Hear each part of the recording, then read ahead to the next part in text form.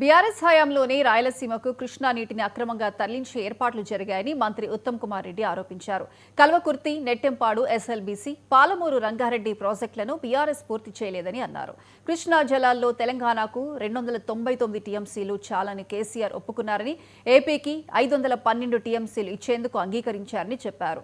తమ ప్రభుత్వం వచ్చాక తెలంగాణకు 578 టీఎంసీలు కావాలని అపెక్స్ కౌన్సిల్ను కోరామని కృష్ణా జిల్లాలపై ప్రెజెంటేషన్లో వివరించారు.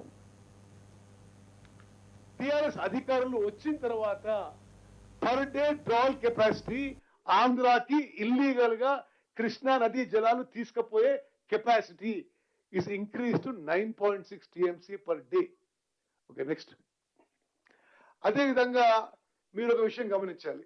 ఎప్పుడు మాట్లాడినా టిఆర్ఎస్లు ఏమంటారు, ఆంధ్రప్రదేశ్లో తెలంగాణకు అన్యాయం జరిగింది, కాంగ్రెస్ హయాంలో అన్యాయం జరిగింది, మేము వచ్చిన తర్వాతనే కొట్లాడుతున్నాం, మేము వచ్చినాకనే ఆపినాం, మేము వచ్చినాకనే నీళ్ళు ఇస్తున్నాం, మేము వచ్చినాకనే నీటి హక్కులని.